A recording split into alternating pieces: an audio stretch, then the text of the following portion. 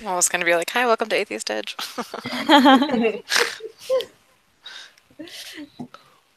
Are we live now? I think we're live. I think we're live. Hello. Hello. Hi, guys. Women of Deconversion back again. We are continuing our 7 deadly sins, and today we are doing envy. We're pretty excited about that. And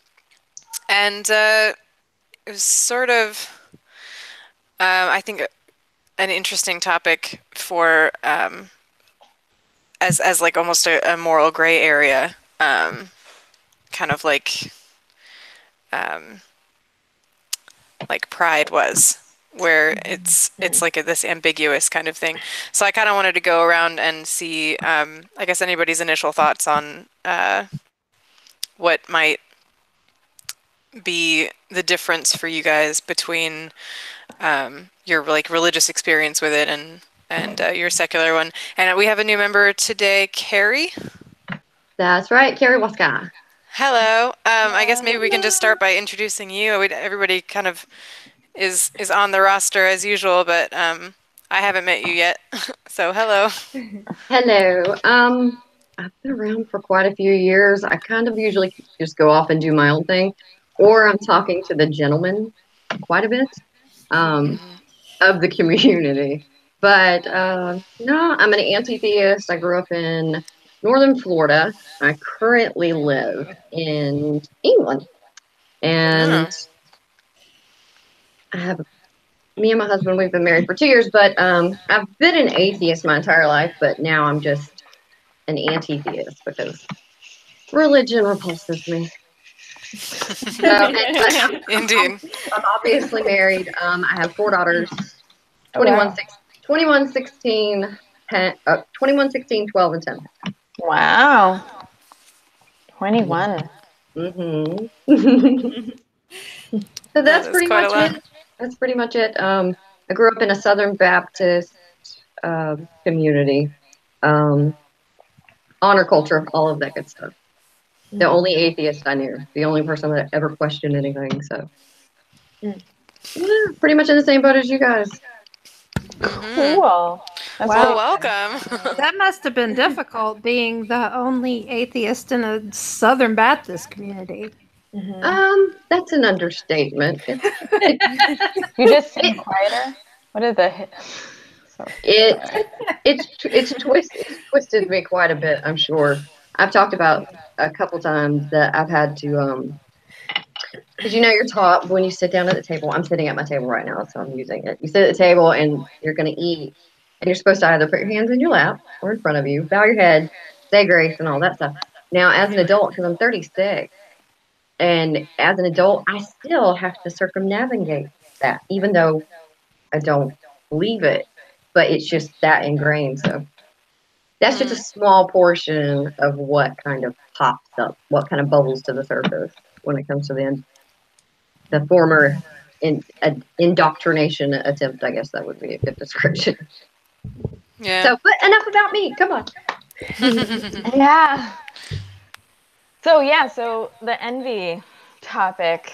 So we changed last minute because we're missing some of our regulars from lust. So you can look forward to that in the future. But envy will also be lots of fun. So Miss Carrie, we actually chose the 7 deadly sins kind of out of the blue. None of us were Catholic before. Although Shannon was close, right? She was. Yeah, she was Anglican. So it's pretty close, yeah. Right. So we just talk about how that sin changed from being a sin to not necessarily being a sin after we were deconverted, or we might have gained our conviction on it, right? So I was wondering if you dealt with envy when you were a Christian and how you felt afterwards. Let me think about that for a moment. I can honestly say that, I haven't really taken it seriously since I was about 6, 7 years old. So it's going to be tough to remember what that would feel like, but Hmm. I'm not a very envious person to begin with. I'm not a very jealous person. Um, I never have been, but it's just every once in a while, I guess I get a bit petulant, maybe see the unfairness in a situation, but envy. Now I've witnessed it in other family members, like my mother. My mother is ridiculously envious. Mm. She's a very envious person. She's always talking about like other people and what they have and what they don't have and all of that, and kind of fuels the gossip mill a bit. But I don't know. I guess somebody else can answer it first. I had something that I thought of. Maybe it'll trigger a memory. I feel like envy is something that's just a normal human thing. Like, that person has that, I wish that I had that, and so then you feel negative feelings towards the other person. I don't think that's a religious or non-religious thing, but I had something that I thought of about getting over envy, because I remember as a Christian I thought envy was really bad because you're not supposed to be envious, like, you know, the 10 Commandments, it's in there. And so I remember when I felt any negative feelings towards other people, I was like, this is bad, I don't want to feel this way, which is kind of just like a normal human thing. You don't want to feel jealous about other people and things that you don't have. So when I was a Christian, I used to pray for the other person and say, like, oh God, I wish that you would help this person succeed with whatever thing I wished I had that they had. And that was really beneficial.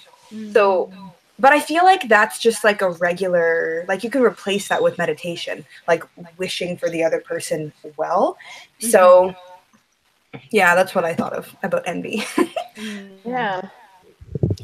Yeah, I was gonna say for me, envy is really related to ambition now. So I actually, it's interesting. Like envy as a Christian, um, obviously was also wrong because the idea was that you're supposed to be content with whatever God has planned for you and not like look at other people's success. But now I find that envy can be positive because it fuels my ambition. You know, I look around at other people in the academic program I'm a part of, and it can be negative, but a little bit of it is okay because I say this person has achieved this thing that I also want to achieve. Oops, sorry guys.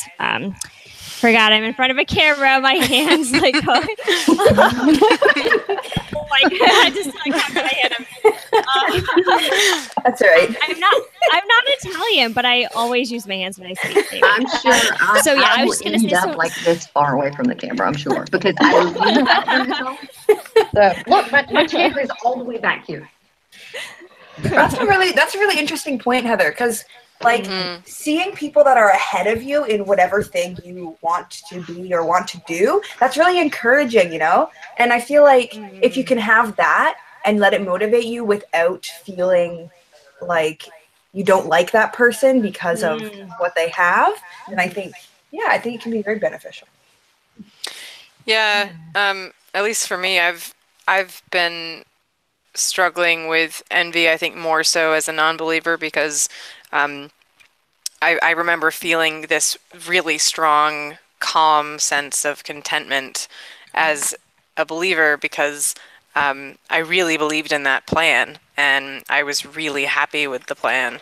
And yeah, my whole life was centered around sort of like volunteering and being of service, and that extended to my deity as well. So my life wasn't my own, and so I didn't feel a need to embody or possess things that were someone else's because they weren't meant for me, because they weren't part of that plan.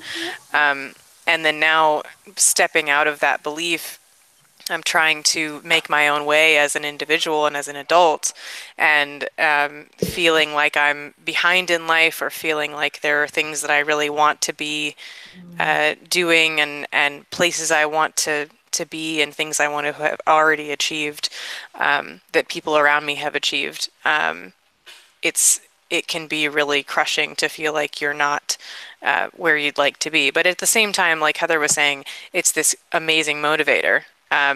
Because with that other plan, I probably would have been waiting for something to happen. And I wouldn't have put myself even where I am now toward that goal, let alone where I would like to be. So that feeling of responsibility is a great way to make yourself get to where you want to be rather than trying to Can figure I out ask you how it a will happen. question? Can I ask you a question? Yeah. Whenever you came out of that and you realized that comfort was gone, did it did it make you mad or scared or afraid or anything like that? I think I also had this sense of incapability Mm. coupled with that, just as a person, because I grew up with learning disabilities, and so I felt like I wasn't as capable as everybody else around me to accomplish what I wanted to accomplish, and I couldn't Right. compete with the real world. So when I stepped out of the religious belief, yeah, it was really scary, but it was also much more liberating and empowering because not only do I have the freedom to choose who I am, but because there isn't a deity, I have the capacity to, as a human being, to figure out who I am and what I want. And it isn't about waiting on a God to tell me where I'm supposed to be, who I'm supposed to be. I get to decide that for myself, and that was really amazing. We've talked about that before with other videos, but that was the biggest positive thing for me because I felt for the first time that I wasn't something broken waiting to be fixed. I was complete on my own and I was able to, move forward and create my life exactly what I want it to be. Very Yeah, good. I relate to that a lot. I've recently deconverted, so I like a have a little over kitty a year ago. invading. And I Sorry, think, go ahead. yeah, when you no longer believe that there's these supernatural consequences for your actions, and like there's the like you don't have to follow God's will and choose the best thing. Like when I was a Christian, it was kind of like debilitating almost because I had to do what God wanted me to do, and God, because He knew everything, knew the best course of action. So I had to somehow figure out how to do the best course of action, and so I just often ended up not doing anything. um, Yes. and so now I can think Yeah. like, what do I want to do? Think about the consequences for myself and other people, and just do my best. And there's no supernatural consequences for what I do, or if I mess up, it's a relief. But also, it's a bit stressful because I know that I'm, fully responsible for what happens for my life. Yeah, with I the was just about to ask you responsibility. that if it was overwhelming. Oops, sorry. It's okay. No, What were you gonna say? I said that's exactly what I was about to ask you is if it felt overwhelming. Yeah. It That's does what I feel a hear a little lot. overwhelming, but I think you get used to it because, Yeah. like, yeah, I've been thinking about things recently, and I think having full responsibility for yourself is like something that everybody has to deal with. And when you are a Christian, you either delay dealing with that or you feel like you don't have to because somebody else is responsible for you. But then when you're like, because I'm just I'm 23 and I'm just kind of going into like being an adult and being responsible for myself anyways. Yep. And now I'm fully responsible for myself because I don't believe there's any like God telling me what to do. So it's overwhelming, but everyone else has done it and it's normal. It gets easier. Yeah, I was gonna say that because I think Rachel and me and I think Mrs. Snarky and maybe some of the rest of you deconverted at that formative age of like being in transition as a person. I deconverted around 19, and so I was already in that transition of what am I going to do with my life? Who am I? And having somebody deconvert later in life, that they've already formed that sense of identity and it's encompassed with a higher power. So deconverting in there and feeling like you're already in adulthood and you're already on your own feet. I do kind of wonder when people do step into adulthood with that higher power, how much it actually affects their their like sense of responsibility as an adult, because you get that as an adult and you feel like you have to stand on your own. And I wonder how much of that, I guess, gets disregarded, that belief, Yeah. with your sense of like, now I have to Graceful. figure That's this a out. really good point. Yeah, graceful atheist, who's one of the other hosts on secular Hangouts. He deconverted. He actually converted to Christianity when we all deconverted, and then deconverted 20 years later or something like that. So he was a lot older, and so he has a really interesting take on that too. So I think I'll ask him about it and I'll mention it. That's fascinating. Yeah, it was pretty cool. Yeah, and that's a really interesting point. Because I don't know, I feel like many Christians go through this switch where they're like, okay, I have to interact with real life and be responsible and take care of myself, Right. or whatever. And I don't know, I didn't make that switch. I think the indoctrination of like, do what God wants you to do was so strong that I never kind of made that switch. And part of that switch was becoming an atheist, coupled with everything else that led to my deconversion. But I don't think I ever went through that. But I think that for many Christians, that is kind of like a deepening of their faith, you know, where they like have a new way of understanding their responsibility and God's responsibility. That's really interesting. So I'm wondering, ladies, if any of you were envious of people who weren't Christians, because I found myself kind of envious of the non-Christian life, like just that freedom and the sort of devil may care attitude, you know? Right off the bat. Now, I can comment on that one because I, being raised in a religious family, household community, when we would go visit other family members out of town that weren't a part of that, then they would sit around in their houses and drink beer or smoke cigarettes or watch movies that were above a G rating and stay up and watch Saturday Night Live or whatever. And I can remember thinking, oh, what would I give? What would I give? Because during all of this time, I was very, very, very aware of like the two separate worlds that I inhabited. And it was so frustrating. So I can remember, well, maybe that frustration was envy. I don't know. I haven't talked to anybody about any of this stuff because when you talk to guys, you can't get to that point. Like this is the very first hangout that I've done on camera. Welcome, Carrie. I'm normally We welcome you in. Thank you. We're glad to share our monthly therapy with you because it is us, our therapy as well. I'm telling you, I need it. Now I don't mind running with the guys, but every once in a while it's like, oh, you don't understand why. Not yet. I remember when I was young, this one conversation where me and my sister were talking about acting or something, and we were like, yeah, if she was like, if I wasn't a Christian, I would totally go be an actress. And we had thoughts like this because you don't know what scenes you'll have to do, and there's like things like you just can't do, and it's like that really sucks. Oh, sweetheart, that breaks my heart for you too. Yeah. Yeah. It's funny because I had the opposite experience. So I was so into the Christian fundamentalist world that I was like, I'm set apart. I totally bought into that. I'm special. Those special. poor sinners. Yeah. Yeah, Christine. I thought Christine was a lost sinner. Which is terrible, Heather, because I was still a Christian. I know. What a jerk you were. Now it's friends therapy.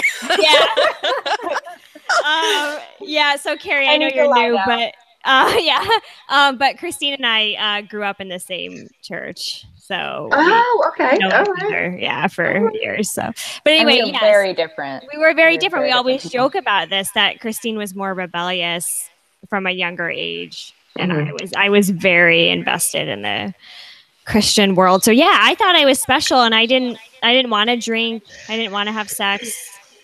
Of course, all that has changed now. Please tell me that has all changed. Yes. Oh yeah. That Good. was me too. I was like really happy to be kind of a complete vessel, whatever that was supposed to be. And then of course, right? It's Of knee course, jerk. I can't help it. right. Well, of course, like the sexuality thing was like the first to go. Like once you like start thinking about like, well, maybe this doesn't matter. Okay, yeah, we're good. Like, yeah, Super free. yeah. Yeah. I've seen a few of those. I think when I was a Christian, like, okay, you were supposed to, one of the things that I believed and that I was taught was that you should love what God loves and hate what God hates. So Ooh. if I wanted something, but I wasn't supposed to want it, then I just kind of like pushed down that emotion. So I think for a long time, I've wanted like, I don't know, a boyfriend or like sexual things or something, but I just like didn't let myself want those things. Yeah. So I guess I was envious of them, but I didn't acknowledge it. Thought crime. Yeah. It's pretty powerful. Yeah. But now you got the freedom. Yeah, no, I can do whatever I Yay. want in my head. It's important. Bodily autonomy. Yay. Yeah. Indeed. Your body is yours. Yay. So one thing that going back to did we envy non-believers? I definitely did. I definitely did. I wasn't allowed to watch certain cartoons, and I definitely wasn't allowed to listen to any music other than Christian music. So yeah, even though I felt guilty about my envy of the non-believer, I still snuck around and I listened to pop music. I still did. Music is my life. I enjoy it to this day. I can't imagine going without music. I may be the only one who like didn't. I wasn't aware of non-believers before I was one. Yeah, like the fully doubting. I didn't realize that it was a thing. So when I lost my faith, I thought that I was the only one. Oh, you did. Because I, all my like experience with films and, music and everything, and not that I like grew up in like a heavily Christian saturated thing, but nothing contradicted Christianity in America. Like even like non-religious films still kept this idea of like a higher power, and there was just such a narrative that fit with everything in my life, and I had never been exposed to atheism as a term either. So like, because I didn't grow up in like an Orthodox type of something with a pulpit, so I didn't hear sermons about non-believers and atheists and heathens and stuff like that. So Do you mind if I ask, what branch were you a part of? my parents are Union, so it's like a really small, tiny denomination. Okay, like That's evangelist like, type. I guess I don't really know. I think so. It's a little bit like taking stuff like verses about the rapture. They don't believe in the rapture. They interpret that scripture as like the clearing of the clouds is the clearing of confusion, and yeah, so and they're almost so they're a little bit Calvinist to where they believe that truth of like God isn't something that you're working toward, or Jesus isn't something that you're working toward becoming. When you become a Christian, Christ kind of comes through you as you, and you're just a simple like vessel. So whatever you experience and whatever you do and whatever you're motivated to do is part of that revelation. That's interesting. Yeah, so you embody Christ as a Christian, and So it's like super woo-woo. It's not just woo. Right. But well, I did, but I didn't think that hell was something that children of God went to. But that was just my like personal. Like, that's kind of what I thought too. Thing, but it was a home thing. So like it was a Bible study, like home-based religion. So I didn't have a big community of like different views and people leaving and all this stuff. It was just my family and their like close friends. So So because of that, a lot of my religious belief was just from my own head of like what I thought of things. And so it was really easy for me to get out of it because there wasn't a lot of like top-down rules and like a lot of it was in my head. And so when my own head started to change, my way of thinking changed, I was able to just like really quickly remove myself from that way of thinking and everything sort of like toppled. Okay, But well, let me yeah. let you know real quick. Your family church is heretic as hell because I came from the Southern Baptist like fire brimstone pastor running up and down the aisles Oh, like veins bulging and stuff. that And would have freaked me out. it freaked me out. Okay, it freaked Yeah. me out until I was about 9 years old when finally I was like, he's just an old fat idiot. And he's just running around. Okay, so he's not going to touch me. He's probably going to spit on me. But Yep. okay, Yeah, he's they not. always spit. Yeah. Ew. So we were taught about atheists who are just they're Satanists. We've all heard it. They're Right. Satan. They're Satanists. Catholics are not Christian. Mm. Mm. Um, what was the other one? Jehovah's Witnesses are just lost Yeah. children of God. It's why they walk Um, everywhere. Oh. You know, that, that sort of line of reasoning. Um, so whenever I finally was just like, right, I've got to start letting people on to the fact that I don't believe this crap. And then they started with the fire and brimstone stuff, and I'm a kid. And I'm like, you're not going to scare me because I don't believe that thing exists. So you threatening me with it is just like, good for you. it was pointless. Yeah. Well, it got me in a lot of trouble. I mean, I was Oh, I ostracized. bet. I was ostracized from my friends. I mean, they wouldn't let me go to Sunday school classes and stuff because I would ask questions, or I would have the treats taken away at the end of Sunday school. Like I wouldn't get it. Wow. Just awful, awful shit. But at the same time, Yeah. it was still pretty good. Still pretty good. Like had a few good friends in there and stuff. But they just kind of looked at me like, really? Don't be silly, stuff like that. But no, I mean I don't talk to my family to this day. Mm. So it's 3 years ago, whenever finally I just had enough of it because they were trying to push it onto my girls, and I can't have that. And it came to a head, and they chose religion over me. So I'm an orphan. That's Wow. so sad. That's sweet. Yeah, it is. It's awful. And Then your so family. I will do the victim dance, no problem, right now because I don't want anybody else to have to go through this shit. Yeah. Mm-mm. That's one of the really Emotion- awful things about religion, how divisive it is.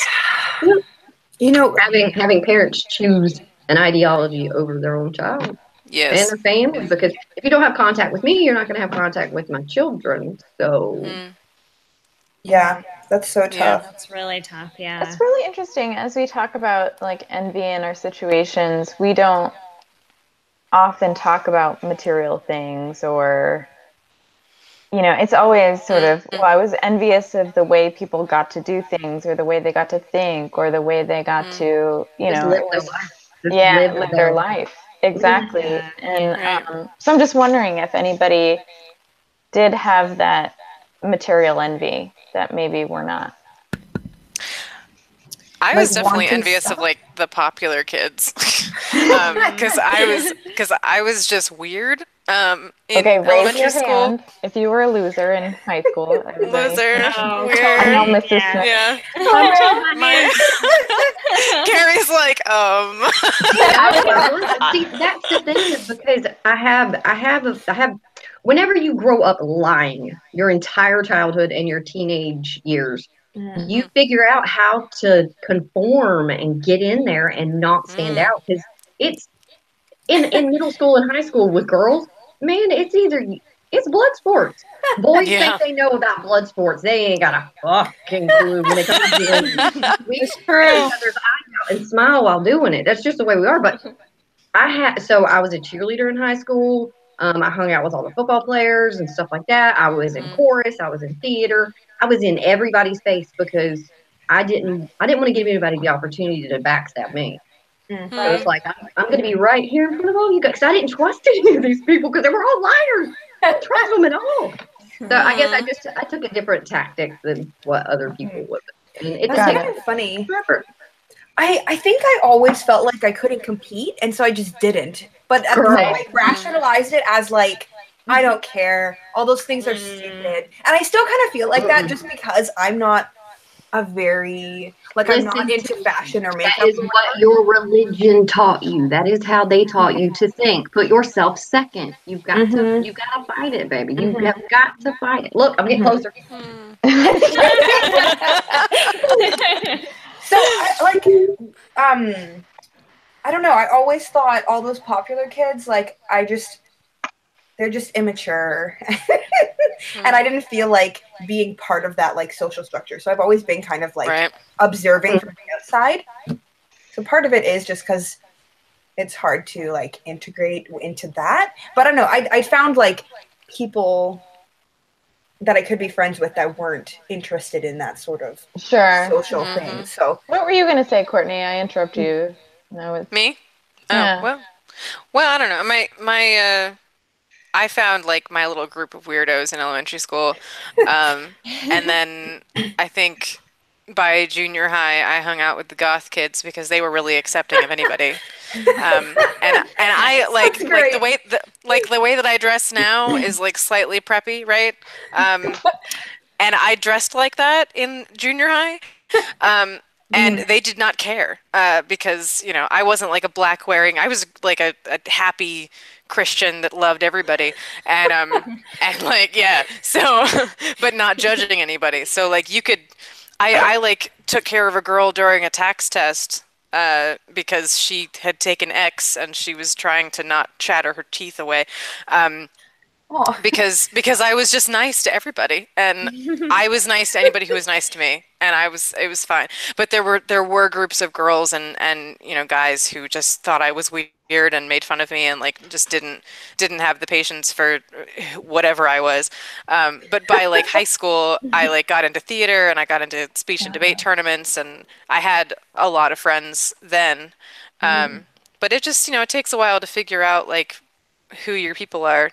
And my people were like theater techies and like speech actors. That's fair. So still, again, though, no material envy. Yeah, no, It's about connection. I had material envy. Confession time. I wanted a Nintendo and I wasn't allowed it because games are the devil. Oh no! Ooh. They I are, was though. envious of that. Yeah, my family didn't want us to have those just because they wanted us to go outside and play. So same. I didn't. I played video games at other people's houses and sweet cereals. Yeah. Because my mother is a dental hygienist or just retired. So nothing sweet in the house, and like I would go to people's houses and be like, sweet cereals. And it was ridiculous. Pop-Tarts. Oh my god. Yeah. And now I eat the healthiest non-sweet cereals ever just because my mom like, you know, put together my tastes by now. But I had a couple years of rebellion. It's kind of interesting how that works out because there were a lot of restrictions on food as well. And it's kind of like once you get out of that, you start just buying all the sweets that you ever wanted when you were a kid. Yeah. You get all the gaming systems, or at least I did. It's the freshman 15. You're making The deconversion. Something. Atheist. Yeah, I definitely have gained some weight because of all the beer that I don't drink beer like I don't binge drink, but just I now do drink fairly regularly. Like I'll have a drink every night or every other night. And yeah, no, I definitely think I gained some weight because of that. But That's anyway. funny. Yeah. There was something I wanted to say about what Courtney was saying, because you said you felt like you weren't really aware of atheists or non-believers, and I had a similar experience. I had been taught, like in the worldview that I grew up with, there's a very there wasn't really a non-believer. Like there was people that accepted and followed God and people that didn't, but everybody believed. And Right. if people said that they didn't, they were just confused and lost. And everybody had this hole in their heart that needed to be filled by God, and they all needed him. And why would they not want a best friend like I had? And Yeah. so I didn't know that not believing was an option. So for me, that was kind of the breaking point of my deconversion, where I realized, like, I don't have to be a Christian. And I was able to say, like, oh, that's an option for me, because it was just Yeah. not making sense for so long. So I totally relate to your experience with that. Yeah. Yeah, I didn't relate to, well, I mean, I didn't know, I wasn't aware that there were non-believers either until like I started dating and I met some atheists. So it was like, wow, this is kind of cool. And they challenged me. They challenged me, and I was, yeah. Like, I was kind of aware, like, I met other people that believe different things, and that's probably part of what broke my own worldview. But I guess I thought, like, if I had a discussion with them and I told them all that I know, then they would agree with me, because I thought I was right. So Right. Yeah, that's how I grew up. I mean, it was us versus them, that mentality. So I was aware of non-believers, but yeah, it was very much that we're superior. I don't know For me. if for me it was we were superior, or if it was like they needed us to save them. There was a lot of that, but I never felt, I don't know. I was a weirdo. Yeah, I was sort of like a child, like prodigy kind of thing in my family. Okay. Not in any like real sense, but the but like a spiritual, like, oh, she's really young and she's really, wise for her age, and she gets this like revelation and she understands the truth, right? And so like they were really proud of me for being so young, and like they thought I was so lucky to be so young and to understand the truth at my age, right?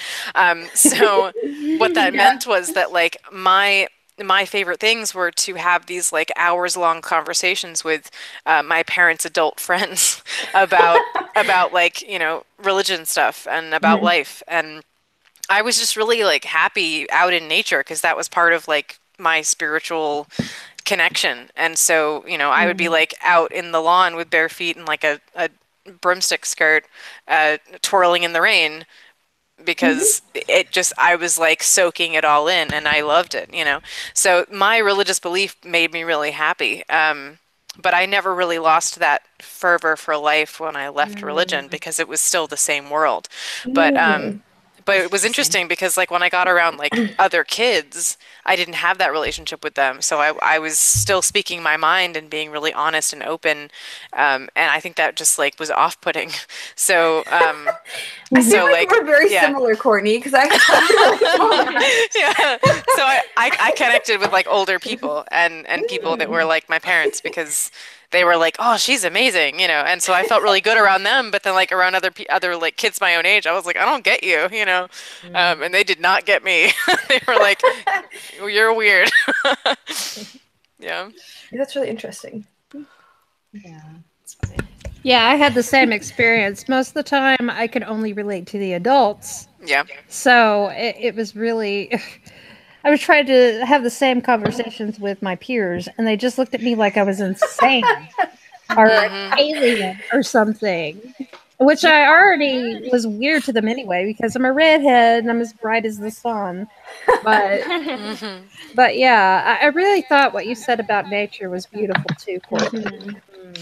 Yeah, I really loved it, and I still do. I like to kind of go outside and be in silence and just breathe it in because it makes me happy, and it in that sense I feel this connection to that like person that I was, being able to sort of like dance to silence. It's like really dramatic, but it's like but it's also like really nice. Yeah, I love that too. And when I was a Christian, I felt the same feelings as I do now when I'm outside, but before I thought I was experiencing God's presence. Now I just experience it and think this is a human phenomenon. I love it. And it feels it's even more magical because of how it got here. Like, it's so cool, Yeah. It's like, this is like just amazing how this is even here, Yeah. versus just being like a paintbrush of God's doing with like the sunset. It didn't just poof It's here. not God's art. It's like natural art. It's so cool. Yeah, So much cooler.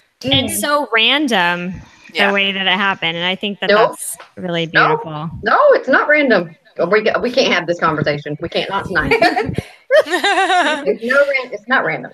Well, I just mean in contrast to the God painting. Oh, yeah. It's not non-intentional. Yeah. Right. There you go. Yeah, but I think that, just being mindful and completely present in the moment is one of those things that really makes you feel alive. Yeah. And those moments are important. They Yeah. really are. Yeah, and I would want people who are still religious to know that I still feel the same way now that I did then. There's this deep sense of connection to the world that you're in and the experience that you're having, whether or not it's tied to a deity behind that. Yeah.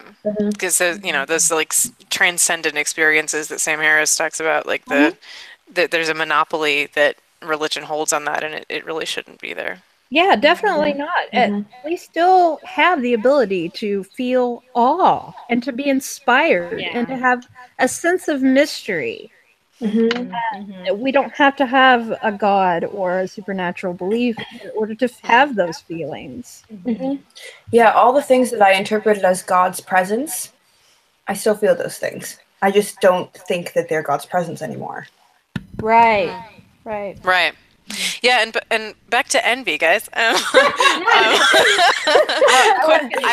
have a question for everybody.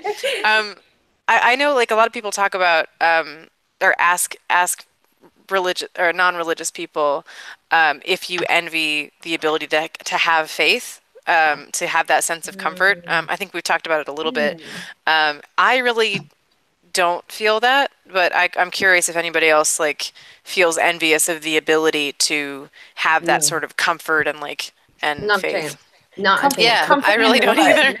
No, because I would be I don't giving know. up so much more. So much more. Oh yeah, but like it's a lot of people are like, oh well, it's a lot of like, maybe comedians are saying that like some atheists wish they could have faith, but like you lose your ability to keep your faith, right? That you can't choose what you believe, and so we don't really have control over whether we believe, and a lot of us are happier.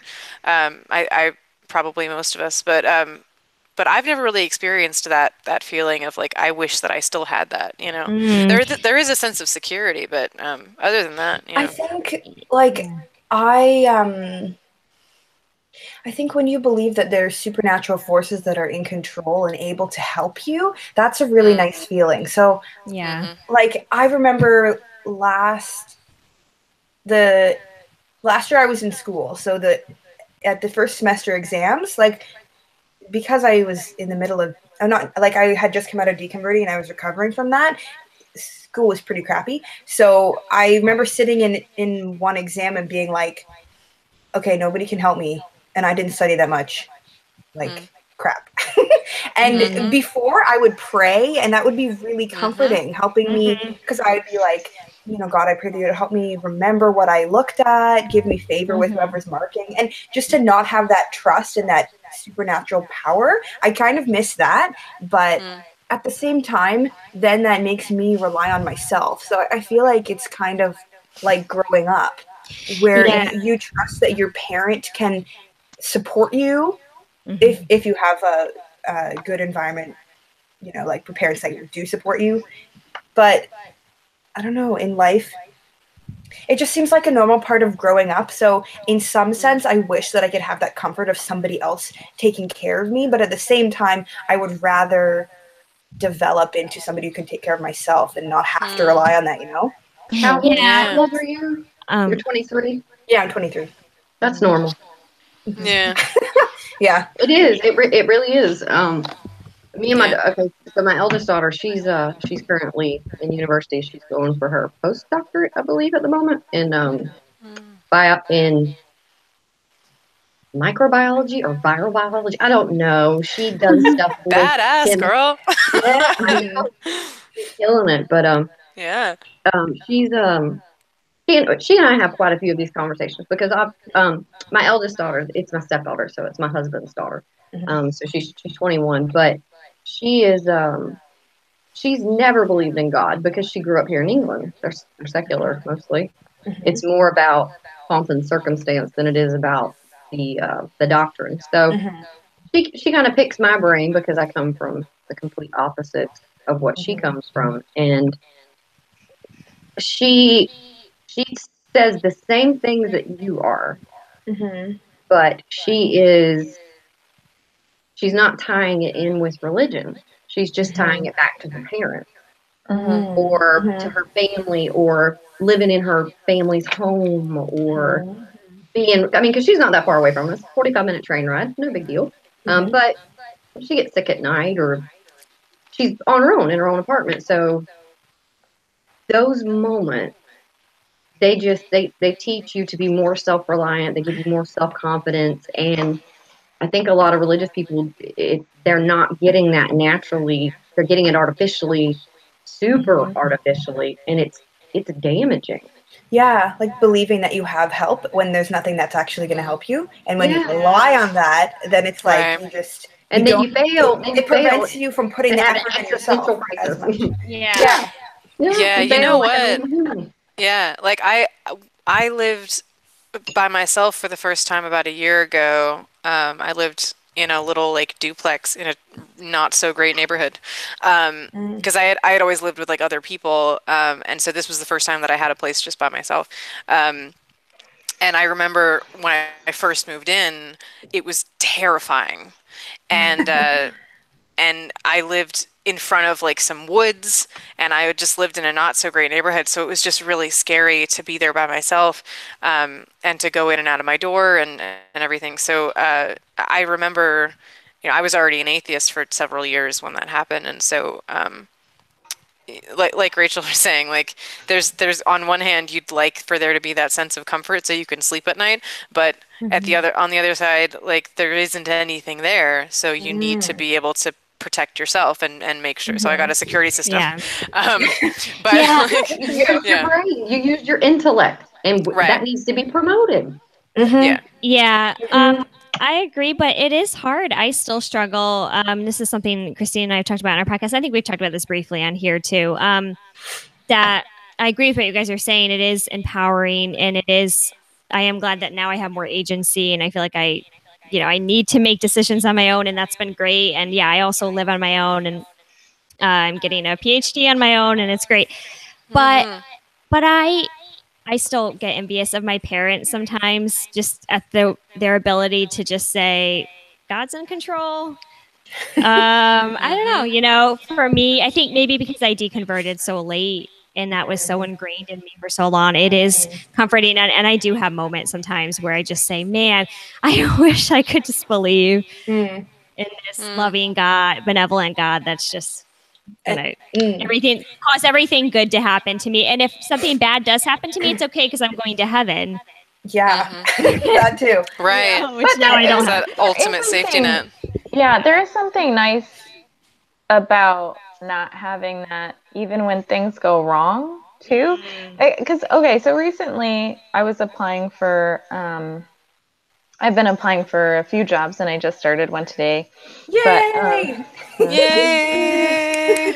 But one of the jobs I really wanted, and like, I felt compelled to pray. It wasn't like I knew the whole. I get that all the time. All the time. Yeah. But when I didn't get the job, Well, not too when I often. didn't get it, I wasn't like, I didn't felt betrayed or anything by a deity or something. You know what I mean? It's nice to sort of not, even when things don't come through, it's nice to be able to say, nope, that was on me or on my circumstances or on them. It's fine. It's okay. So it's a lot easier to accept things too that have. There's a reason for it. It's not just God's mysterious will. Right. And you're able to, if it all comes back to you, you can reflect upon those mistakes and you can change them and learn Yeah. from the situation. Mm. As Which I opposed can't- to, oh, it's just God's will and let it go. Yeah. Right. Yeah. I mean, I don't know a lot of Christians that don't grow with Mhm. that negativity, but I do know there is this sort of discontent when something good doesn't come their way or confusion. Mhm. And I think that's nice to not have that is nice. Yeah. Mhm. Yeah. Uh-huh. Yeah, with the praying thing, I find that like when I first deconverted, I would like if I was about to take a test or something, I would have a little prayer on the way there, even though I wasn't a believer anymore. Like, please let this go well. Like it wasn't even a formal like just like, hey God, okay. But I wasn't really a formal prayer beforehand anyway. But I noticed that the more the years go by of me being an atheist, the less I even think to do that. So Mhm. now I don't think to do that at all. Mhm. But I don't know. I think I just don't. It just doesn't occur to me anymore, I guess. Yeah, Yeah, I don't Yeah. know. well, I think it has. I mean, you all know I'm the oldest. I think, well, I've been deconverted for a really long time. Although now the Mm. carrier, she's got me beat. But I I am here to lead you all through. so I'm I just kidding. I'm an idiot like everybody else. I just have a big mouth. you have a beautiful perspective. We really love it and appreciate it. Mhm. No Definitely. problem. But yeah, so I haven't felt that in a really long time. I think it came to me because of this like dire desire. Mhm. And I Yep. think, Yeah. I don't get it that often, but every so often I do. When I'm trying to do something that's really difficult, like I had to move apartments at the beginning of June, and I had to do that all by myself. So I had to like, I didn't have a lot of stuff because I was just subletting, and I had most of my stuff at my parents' house. But yeah, I had to clear out my whole apartment, loads and loads of stuff, and then put it all in my new apartment, and it was like a huge big deal. And so I had to, often I had to urge like, I need help. I didn't feel capable of doing it, but when I did, it was really empowering. So yeah, when I have to do something really hard, I feel it. And also, I think because like Jesus was like my best friend, and I shared things with him. for So real. when something really good happens, I want to share it with Jesus. But then it's like, no, because it's like he's taking my great thing that I did myself. And he's not real. Yeah. So, anyways, that's Interesting. less over time, but I just spent so long being like, oh, Jesus, I had such a great day today. It's Rachel, most fine. of us call Jesus our diary. Yeah, I journal a lot now. My sister's like, Rachel, stop writing down your feelings. Come over and do this with me. Okay. Yeah. Well, So for all the people that still they've deconverted and they still have feelings or they catch themselves praying. I mean, that's normal. Mm-hmm. When you're indoctrinated, it you never fully recover from it. All you can do is really kind of cope with it. Yeah. And for me, like I caught myself praying a couple weeks ago because we had a family issue. And I was really concerned about a family member and their health. And I was scared. Yeah. That was my go-to because it was so much of a pattern that I couldn't just automatically break free of, you know? And I caught myself and went, what am I doing? But yeah, it permeates for a long time. But it gets better. Yeah. Yeah. You learn to cope with it. Yes. Mm-hmm. yeah. And it's nice knowing that there's like people you can rely on, Yes. But sometimes things just suck, and that's the way it is. Mhm. Yeah. Yeah, and you kind of have to learn how to rely on one another instead of the invisible man or whatever. that's watching you all the time, like a creep. Which is freaking creepy. Why is that not creepy? So I'm sitting here listening to you Your guys thought talk about, is yeah, the good. comfort was there, and to think about that somebody always had your back. It's like, yeah, but do you forget that he's watching you while you're taking a bath honestly or it possibly now having that sex and stuff like? I mean, he's still there for that too. So I guess it was now that I easy. think of it, it seems like an abusive relationship because it Oh, is a yeah. relationship where you don't have any boundaries, and if you Love feel bad and me guilty about and something, only you're me, completely or suffer exposed. for eternity. I don't know if y'all have any pets that follow you into the bathroom, but yeah. Or children. Yeah. My daughter sits on my lap sometimes. I They have never a grow dog, out 2 of it. cats, and 2 children follow me to the bathroom at one They point. never grow out of it. They continue to follow you to the bathroom well into adulthood. I promise you, it doesn't change. It's like they can sense it. Yep. Go, let me go to the door and listen. Or Yeah. ask a stupid question. So Jesus watches you poop. I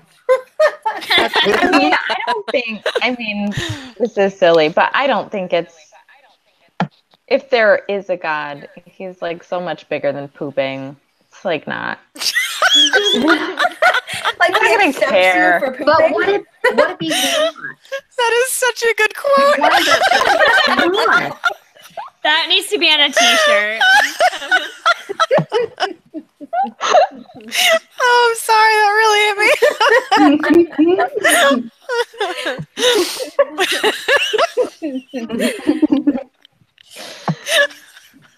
Somebody meme it. Somebody meme it now. That's what's attached to my face for the rest of my life.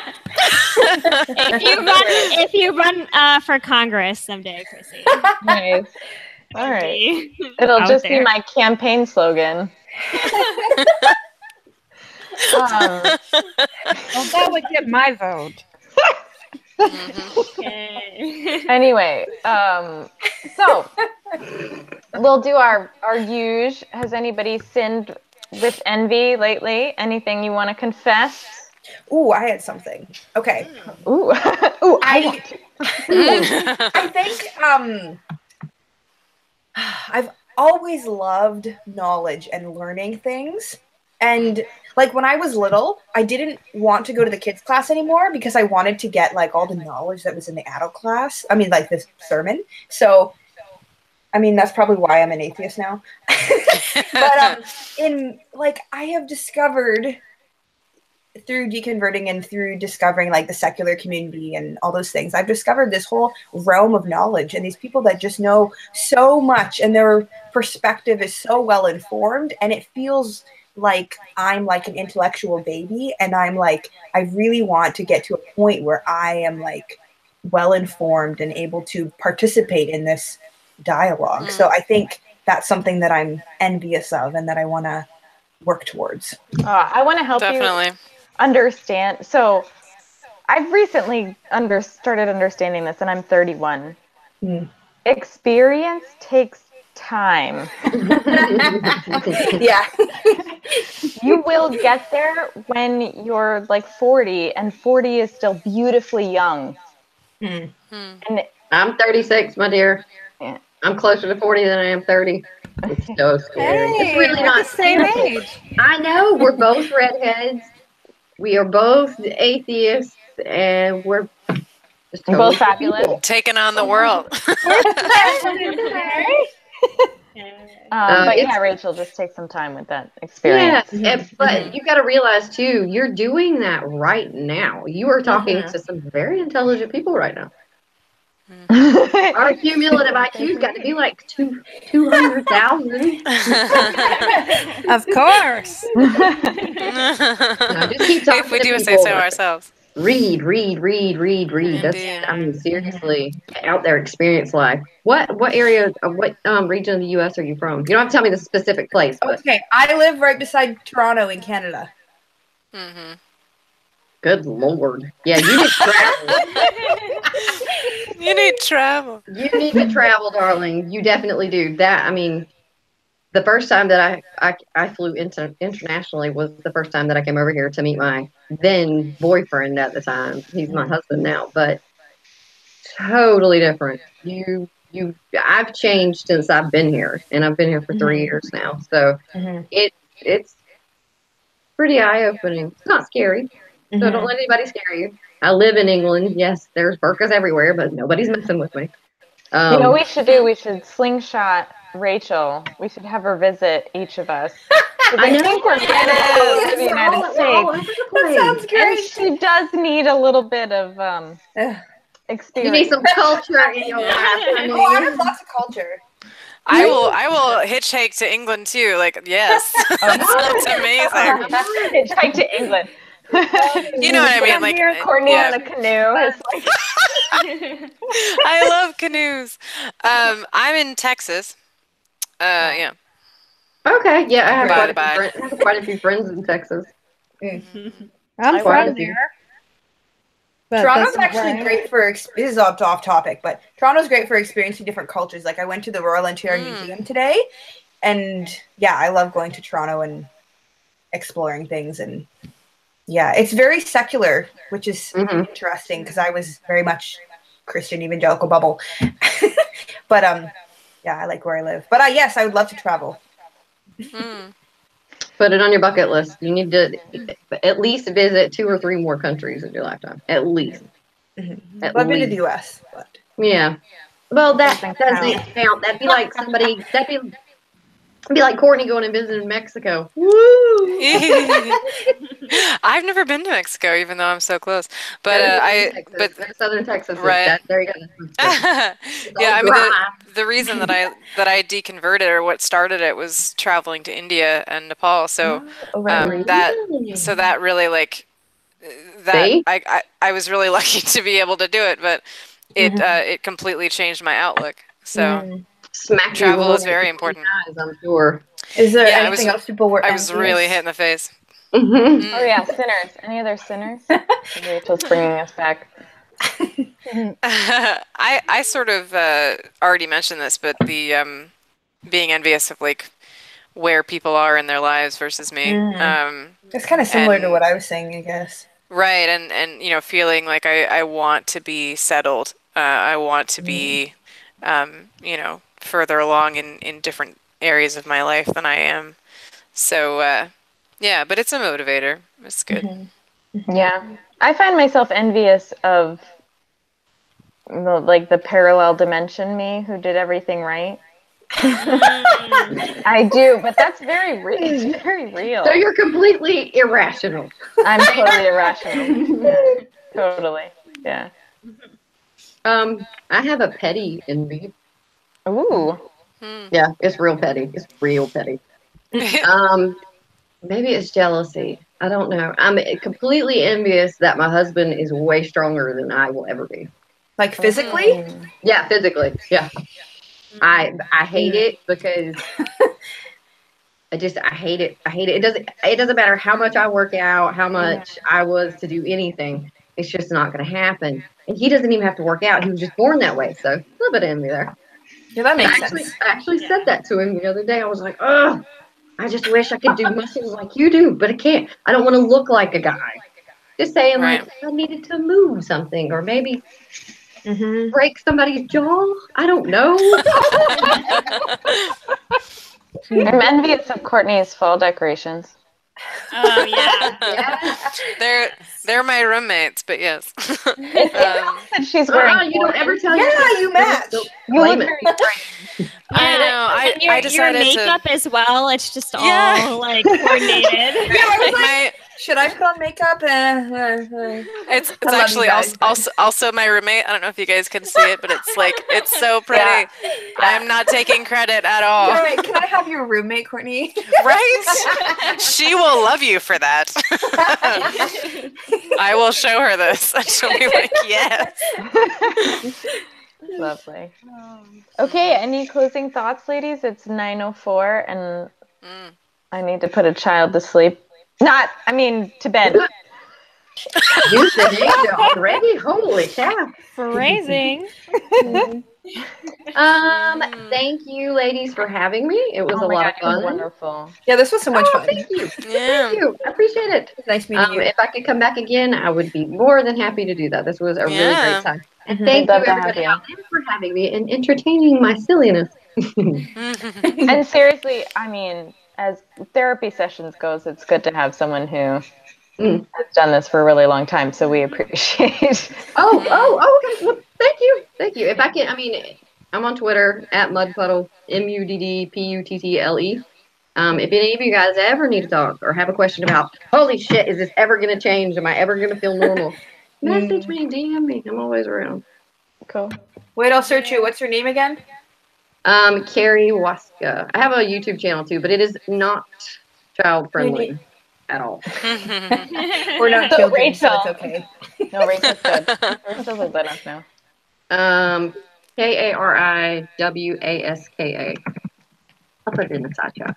Yeah, Um, maybe I'll put it up. I'm not going to commit to that. It's okay. Realizing, It's okay, really. I'm not trying to earn subs or anything. I found you and I followed you. Lord have mercy, help you. Anybody else? Closing statement. I'll say that I think envy not only can be a good motivator, but I think it can be a good way to recognize when other people are being successful. And, you know, it kind of adds to that success of like people recognizing that, hey, you're doing a good job with whatever it is. Or like, you know, makeup and fall things. It's good. You know, it's a good way to, you know, I find myself complimenting women all the time on their hair and their like clothing and stuff because I know that I like hearing that and I love to just be like, hey, this is awesome. You know, I love to make somebody's day that way. So it can be really good. You know, it doesn't always have to be like a soul crushing like soul whoops. Anyway, but yeah, like this like whatever. Yeah, I think if for me, I want to like support the people that are around me and like feel good for them when they feel good, and it doesn't need to be like a negative thing for myself or feel bad because I'm not at that level. I can just say, wow, that's so great that they were able to do that. You're not But allowed that's to kind feel of like hard that to anymore. You're an kind of hard to atheist. get to. Sorry. We're evil. You can't feel like that. No. Just hate everybody. The apologists will tell you that. You're evil. What is it? You're a Marxist. Right? You're a Marxist. You just want to sin. Yeah. Don't we Well, all? we all want to sin. That is what this is about. Right. Is that not clear? Sin. No, it's not. One thing I do want to kind of highlight here is that envy is kind of good for the economy. I mean, capitalism. Hello. So, and it also it helps us strive to want to do better. And there's nothing wrong with self improvement. There's nothing wrong with it as long as it's kept in balance and you know what you can achieve and what you quite possibly can't for whatever reason. And just keep a level head about it.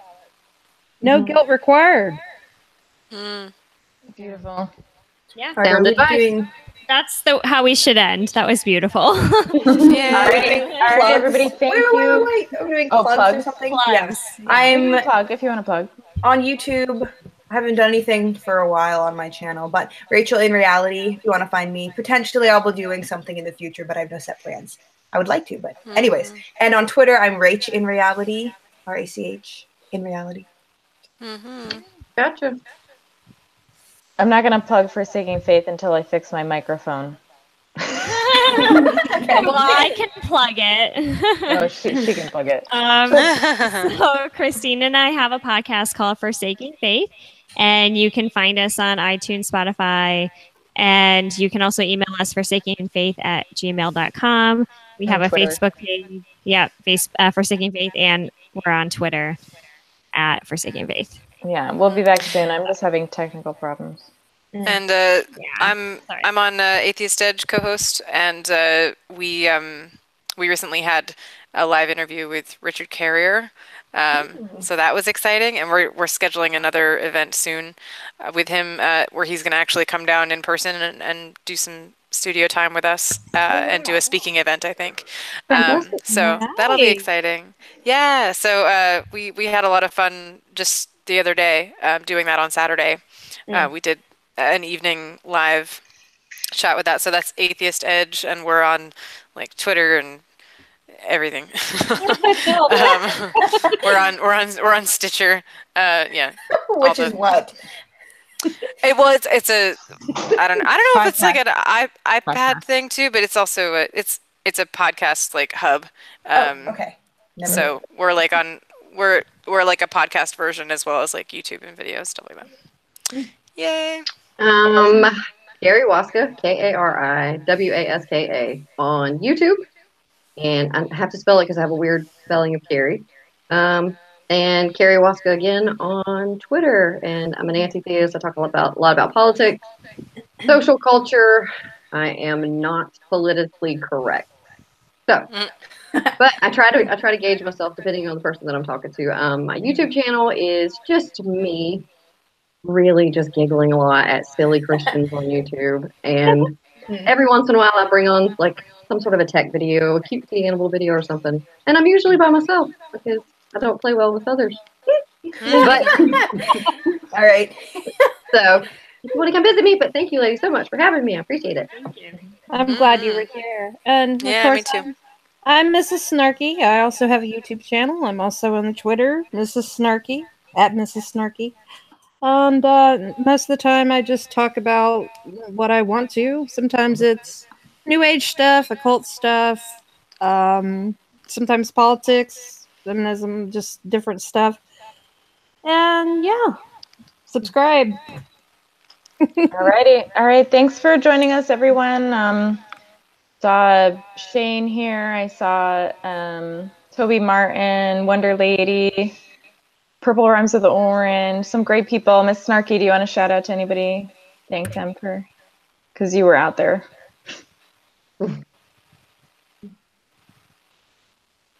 Anyone else? Yeah, I don't know. I think that's everybody. So yeah, thanks for joining us, and we'll see you in a month.